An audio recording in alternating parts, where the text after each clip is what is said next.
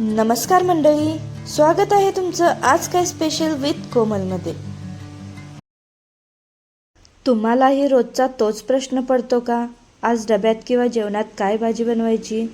रोजची साधी तोंडली खाऊन कंटाळा आला असेल तर आज आपण अगदी रेस्टॉरंट स्टाईल चमचमीत आणि खमंग अशी मसालेदार ग्रेव्हीची तोंडली कशी बनवायची ते पाहणार आहोत।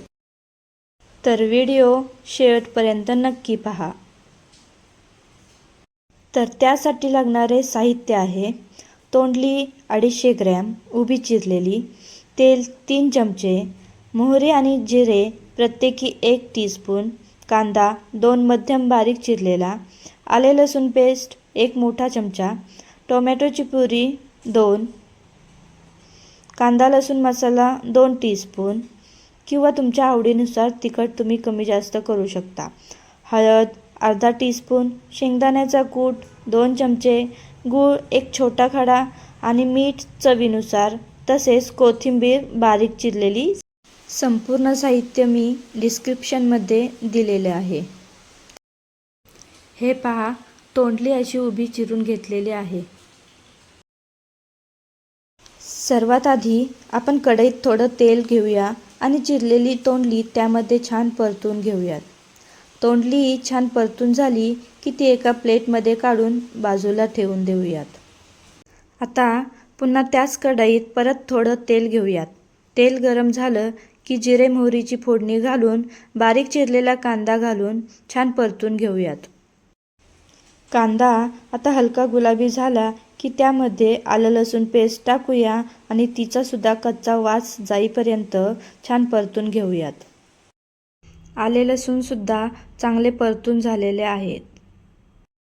त्यानंतर हळद आणि आपला झणझणीत कांदा लसूण मसाला टाकून सर्व मसाले तेलात चांगले खमंग परतून घेऊयात।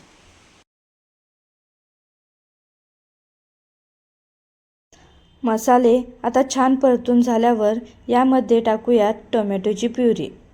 प्युरीला मस्त तेल सुटेपर्यंत ती मसाल्यासोबत छान परतून घ्यायची। आता चवीनुसार मीठ घालूयात आणि आपण जी तोंडली आधी परतून बाजूला ठेवली होती ती यामध्ये टाकून घेऊ। तसेच सोबतच खमंग शेंगदाण्याचा कूट, अगदी थोडं पाणी आणि चवीला काही थोडासा गूळ घालूयात, ज्यामुळे मसाल्याची चव अप्रतिम येते। आता कढईवर झाकण ठेवून तोंडली मंद आचेवर छान मऊ होईपर्यंत शिजवून घेऊयात। शेवटी वरून भरपूर ताजी बारीक चिरलेली कोथिंबीर पेरली की आपली चमचमीत खमंग आणि मसालेदार तोंडली तयार। ही भाजी पोळी किंवा भातासोबत अप्रतिम लागते। तुम्हाला ही रेसिपी कशी वाटली हे मला कमेंट करून नक्की सांगा। आणि व्हिडिओ आवडला असेल तर लाईक करा आणि चॅनलला अजूनही सबस्क्राईब केलं नसेल तर नक्की सबस्क्राईब करा।